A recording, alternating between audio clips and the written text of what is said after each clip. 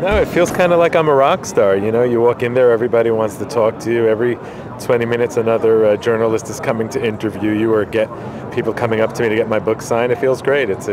I know it's work, but it doesn't feel like work. Sitting down and writing is work.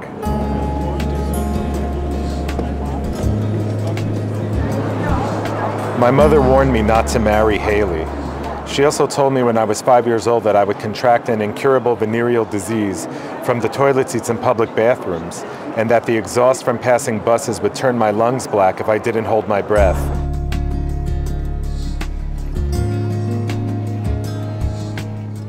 You know, Doug is a sarcastic and actually very witty person.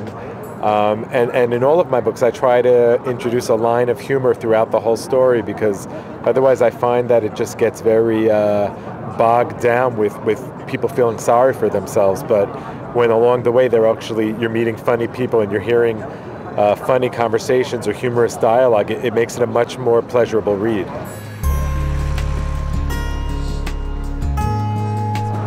"You positively can't marry her," she told me over dinner, her thin eyebrows bowing under the weight of her conviction. I had taken the train from Manhattan up to Forest Heights to see the folks and share the good news that their historically most useless child was actually going to be getting married. They weren't taking it well. How to Talk to a Widower is about a young man in his 20s who's never really accomplished anything in his life. And then he falls in love and marries a woman 10 years older than him and pretty much inherits her life.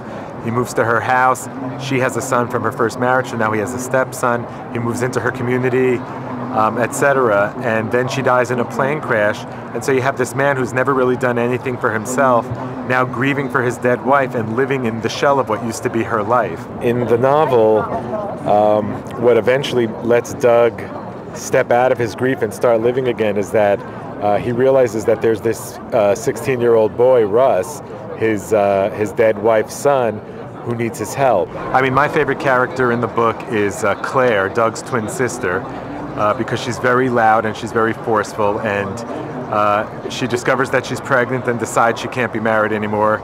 She leaves her husband and moves in with Doug and decides her life is falling apart. She's going to fix his life. The town widower has begun to date, spreads like a virus, and soon my machine is filled with messages from friends and neighbors, calling to tell me about divorced and widowed women I simply have to meet, single sisters and cousins I would just love. Claire ruthlessly narrows down the field by first deleting any messages that don't meet her criteria, and then by making terse follow-up phone calls, asking for ludicrously elaborate physical descriptions, accompanying photos and detailed relationship histories. I'm just trying to avoid any hurt feelings down the road.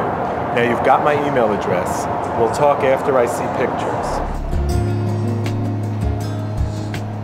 You're writing a book and you don't show it to anybody, and you hope you're writing something that's going to touch people, and then when you go out and you do readings or you meet people who've read it and they've been touched by it, you remember why you set out to do that to begin with. So I don't think that ever becomes routine.